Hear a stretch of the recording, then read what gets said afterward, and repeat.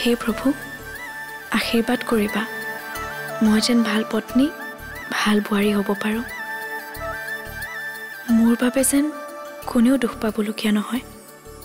যি পৰিস্থিতিয়ে নাহক মই যেন ঘৰখনৰ আটাইৰে লগত মিলা প্ৰীতিৰে থাকিব পাৰোঁ তুমি ইমান ধুনীয়া পৰিয়াল এটি মোক দিছা প্ৰভু তাৰ বাবে মই তোমাৰ ওচৰত চিৰকৃতজ্ঞ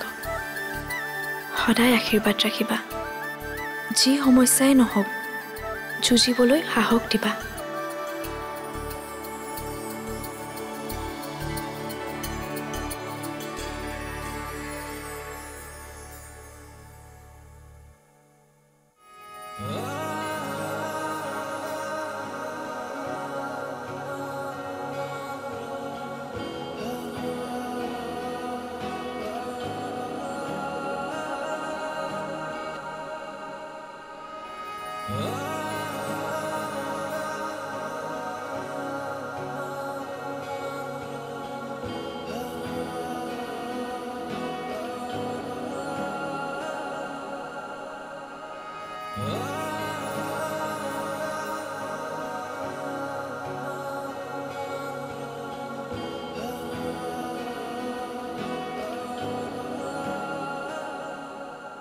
এতিয়াৰ পৰা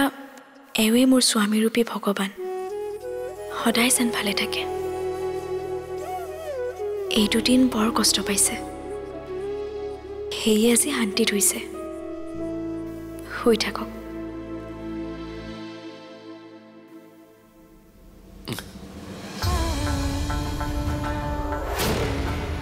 তুমি কি কৰিছা তুমি ইয়াতে একো কৰা নাই কাপোৰখন ঠিক কৰি দিবলৈ লৈছিলোঁ আঁতৰ হোৱা মোৰ ওচৰৰ পৰা নুচুবা মোক বিয়া হৈছা বুলি তোমাক মই ইমান অধিকাৰ দিয়া নাইতো নহয় মই মানে কি মানে আজিৰ পৰা উঠিয়ে যাতে মই তোমাৰ এই মুখখন নেদেখো মনত ৰাখিবা উঠিয়ে বেয়া দিনবোৰ মনত কৰিবলৈ মন নাই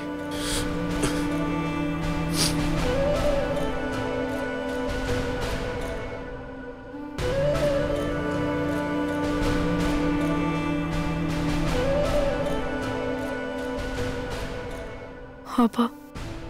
নেদেখাওঁ খং নকৰিব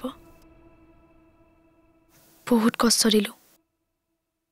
আৰু কষ্ট নিদিওঁ চিৰদিনৰ কাৰণে ডিঙিত ওলমিলা এতিয়া আৰু কষ্ট নিদিওঁ বুলি ক'বলৈ আহিছা বাকী কি থাকিলে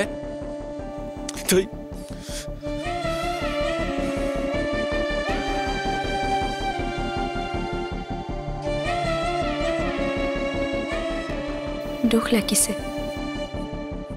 তথাপিও আপোনাক বেয়া নাপাওঁ কাৰণ আপুনি আপোনাৰ ঠাইত শুদ্ধ আপুনি যিমানেই খং নকৰক মই কিন্তু সদায় আপোনাৰ ভালেই বিচাৰিম কাৰণ মই জানো আপুনি বহুত ভাল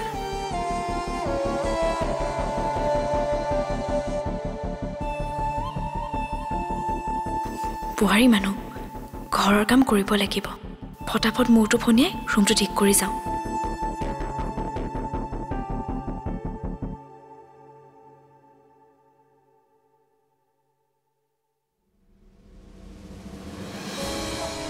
ইমান ভক্তি দেখুৱাব নালাগে কিমান সংস্কাৰী জনা আছে ঠিকেই ইমান সংস্কাৰী হোৱা হলে এনেকৈ বিয়া হৈ নাহিলাইহেঁতেন মোক বেয়া পাই আছে বুজিছোঁ স্বাভাৱিক কথা বেয়া পোৱাটো কোনেও নিজৰ মানুহ এনেদৰে বিয়া হোৱাটো নিবিচাৰে বাহ বৰ বুজি পোৱা দেই তুমি এতিয়াৰে পৰা সম্পূৰ্ণ খণ্ড উপভোগ কৰক কেবল টিভিত ৰং চেনেলত